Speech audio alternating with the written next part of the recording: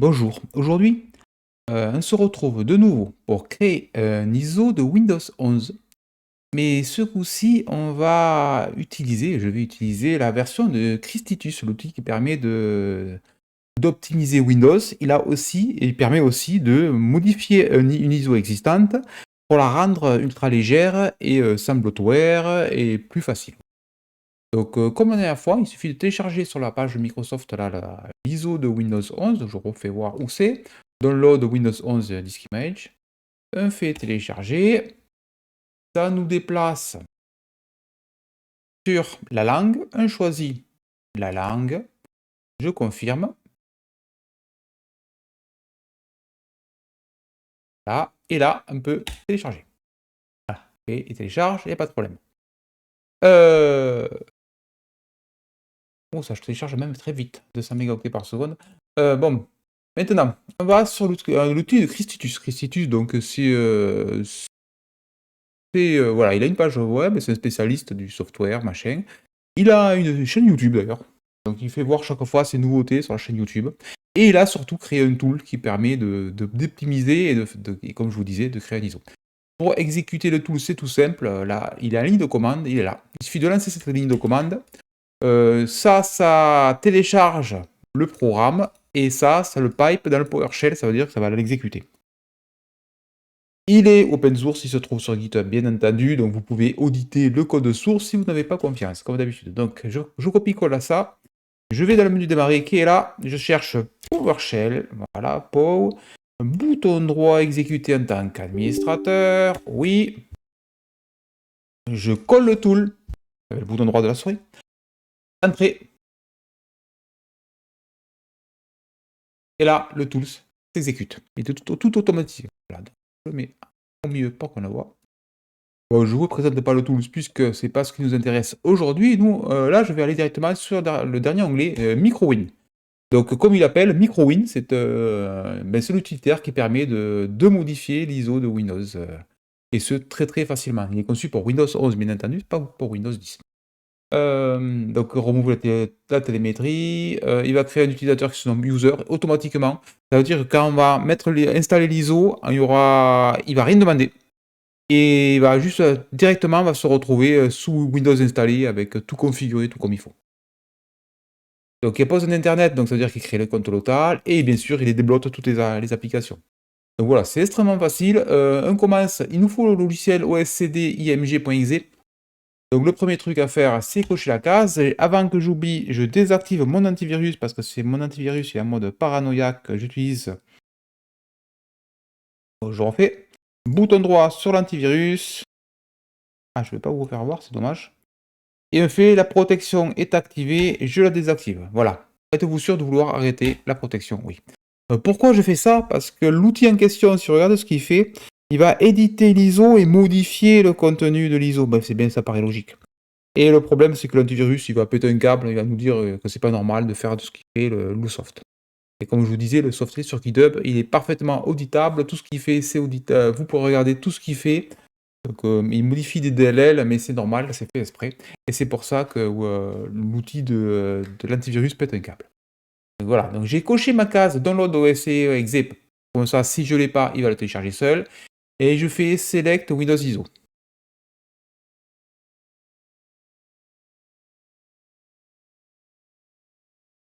Voilà. Et je peux choisir mon ISO. Normalement, il doit faire des trucs. Si je retrouve où j'ai mis mon terminal, voilà, il est en train de faire des trucs derrière. La fenêtre du terminal, il est très pratique pour savoir ce qu'il fait, pour comme ça on voit qu'il n'a pas planté. Il est en train de travailler.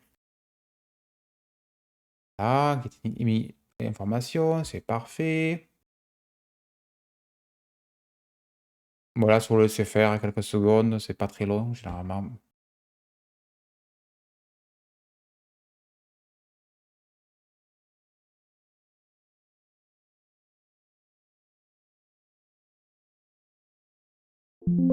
Voilà, il a fait son travail. Donc automatiquement, vous voyez que c'est plus avancé que le Tools que le de Tiny 11. Ouais. Il me demande de choisir la version de Windows qu'on veut. Voilà. Oui, automatiquement, il met Windows 11 Pro. Ça tombe bien, c'est celui-là que je veux.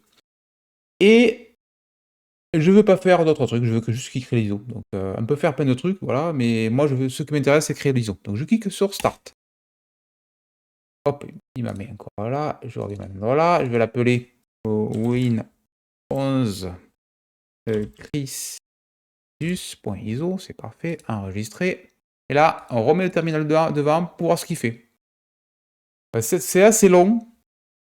Et bien sûr, il faut attendre qu'il ait fini. Donc, il faut mieux mettre le terminal devant. Et attendre qu'il ait créé des 2 points Windows 11. Voilà, j'ai mis là dedans. Attendre qu'il ait fait son ISO. Donc, il va mettre un petit moment. Et il faut le laisser faire. Et je reviens vers vous dès que l'ISO est fini. Et est créé, je veux dire. Bon, l'ISO a fini d'être créé. J'ai installé. Donc, le seul truc que j'ai eu à faire, c'est de mettre la langue au démarrage. Il demande la langue dès qu'il boot. Et ensuite, mettre la partition. Et c'est tout. Il m'a rien demandé d'autre. Ni le choix de rien du tout. Voilà. J'ai laissé le réseau branché. Donc, il n'y a pas eu de problème. Il a créé automatiquement un utilisateur qui s'appelle user. Pourquoi pas. On peut renommer cet utilisateur ou en créer un nouveau, c'est pas un problème. Et qu'est-ce qu'il a fait d'autre? Ah oui, le PC n'est toujours pas compatible Windows 11, pourtant il s'est très bien installé, comme vous pouvez voir, et il fonctionne bien. Donc il n'y a pas de problème là-dessus. Clé d'activation qui est là, il est bien actif, il s'est enregistré automatiquement vu que c'est un PC de chez Dell. Donc là, il n'y a aucun problème, c'est comme Tiny, pour l'instant tout fonctionne comme Tiny puisqu'il a tout fait et il a rendu compatible Windows. Donc, qu'est-ce qu'il y a d'installé? Le NVIDIA Control Panel, ben, c'est comme sous Tiny, il a installé automatiquement puisque j'ai une NVIDIA. Comme logiciel, il y a quoi? Prise en main, photo, paint, sauvegarde. Bon, il a laissé quelques outils de base. Il a laissé les 2 Xbox, par contre, ça c'est bien. Il n'y a pas de problème. Donc, je vais lancer le store, on va voir s'il marche. Oh, il n'est pas initialisé, hein, c'est initialisé. Et je m'aperçois qu'il y a le navigateur Edge qui est installé. Donc il y a Edge qui est installé, c'est pratique si on veut installer, comme je vous disais, Firefox, mais si Firefox, il suffit de passer par le store pour l'installer, bref. Et je vois qu'il y a WinUtil qui est donc l'outil de Christitus qu'il a mis sur notre bureau, mais c'est pratique, pourquoi pas. Hop, voir ce qu'il fait.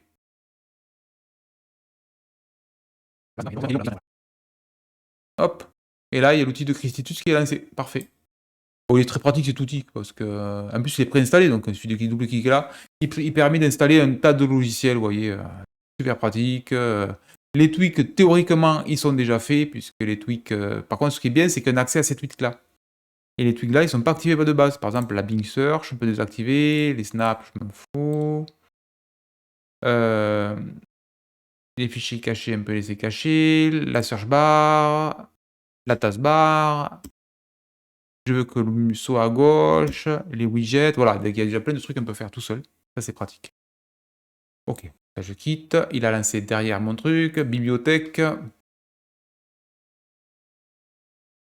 Téléchargement peut-être. Obtenir des mises à jour. À voir si le store fonctionne. Bon, il n'y a pas de raison qu'il ne marche pas, mais...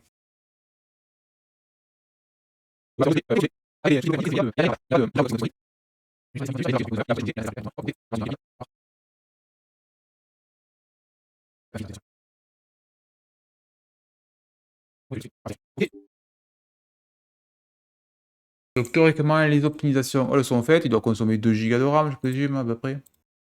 Sachant que j'ai fait quelques trucs, donc. Je suis déjà giga 5, mais c'est que j'ai lancé des applications, c'est normal.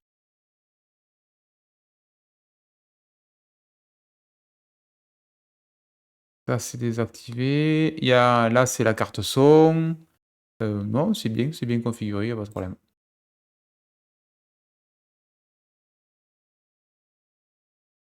On va voir où est au setup ce qu'il fait.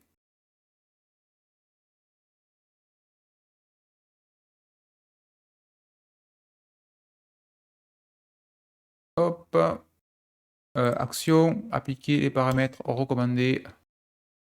Faut créer, il demande de créer un point de restauration, faites-le. Mais là, c'est le PC, je m'en fous, je vais le formater après. Donc, hop. Je sais jamais si ça marche pas, si ça plante, pour comme ça, vous pourrez revenir en arrière. Hop. Fermé, il nous demande de redémarrer, c'est normal. Par contre, le seul défaut qu'il y a, c'est que là, il y a les optimisations qu'il fait là. Ben, je sais pas si par défaut, il les a appliquées ou pas, en fait. Donc, est-ce qu'il faut les réappliquer? Cliquer sur standard, faire un tweak? Je sais pas. Bah, en tout cas, par défaut, il y a pas de bloatware, ça c'est top. Et il s'installe sur n'importe quel PC, c'est top aussi. Et normalement, il a désactivé plein de merde, mais bon, on va essayer. Après, il faudrait trouver, il doit y avoir des 12 outils qui permettent de faire ça, mais là, ça y est, c'est pas le cas. Par contre, j'aimerais bien savoir pourquoi Firefox ne s'installe pas. Ah si, c'est bon. Étonnant. Voilà, donc là, j'installe juste Firefox pour voir, mais... donc Edge, on peut pas les installer, c'est dommage. Donc, parce que Edge, moi, perso, je l'utilise pas. Pourquoi j'utiliserais Edge? J'aime bien Firefox, sur dans la liste, qu'est-ce qu'il y a d'autre d'intéressant? Il y a LibreWolf, qui est pas mal, j'aime bien aussi. C'est un fork de Firefox. Un peu plus sécure, disons. Mais bon, Firefox de base, il est très très bien. Bon, en tout cas, si vous voulez installer, si vous voulez un Windows 11 allégé, qui s'occupe de tout, bon, le seul défaut, je vous dis, c'est Edge qui est installé. Mais surtout, il installe déjà l'outil de Christus qui est génial. Hop, comme je vous ai fait voir. Et bah, cet OS modifié semble très bien, il n'y a pas de problème. Ah, j'ai oublié de redémarrer pour... Ah, je vais redémarrer de suite, je vais faire ça de suite. Hop, on redémarre.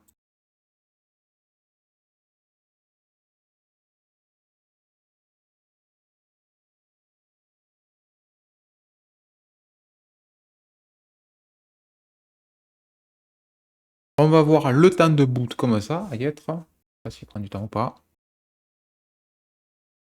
Pas un four de guerre le PC, de toute façon c'est un vieux PC. Voilà. Il boot très très vite. Et combien de RAM il consomme au démarrage? On va voir ça de suite. Gestion de tâches. Hop, monitor, 2 Go de RAM. Ben voilà, parfait. C'est ce qu'on arrive à obtenir facilement avec un Windows 11 en modifiant, en optimisant. Là, il le fait tout seul, c'est très bien. Je voulais voir ça. Ah, il m'a mis Edge par défaut. Ça, faut penser, aller sur le menu qui est là. C'est comment il s'appelle ce menu? Application démarrage. Et faire ça désactiver. Parce que par défaut, pour que Edge il donne l'impression d'être rapide, voilà, si je lance Edge, vous voyez, il est instantané parce qu'il est chargé en fait. Il se charge seul au démarrage. Alors, contrairement à Firefox, il ne se charge pas seul, donc on attend 3 secondes. Et là, on va se dire, oh, mais Edge, il est super rapide par rapport aux autres. Ben oui, il se charge au démarrage, donc forcément. 6,3 secondes de BIOS, c'est rigolo, j'ai jamais fait gaffe qu'il y avait ça marqué. Je redémarre de nouveau. Et normalement, là, vous allez voir que Edge est beaucoup plus lent à lancer. Beaucoup plus lent, ça va prendre une seconde, on est sur un SSD quand même.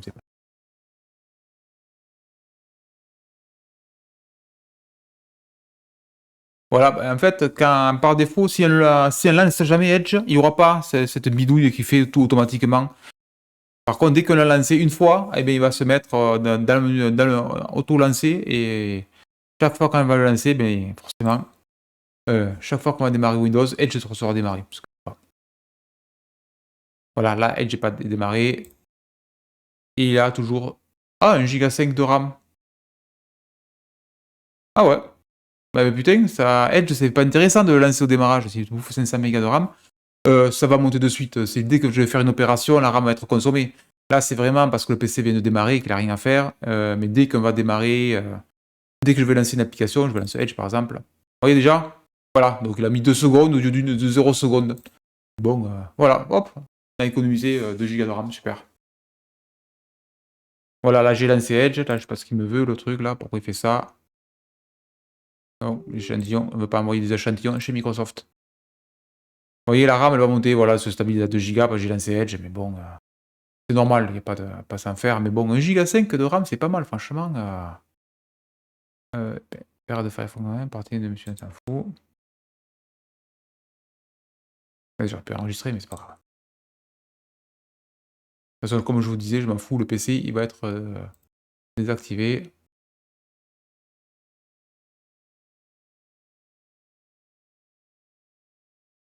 Bon, en tout cas,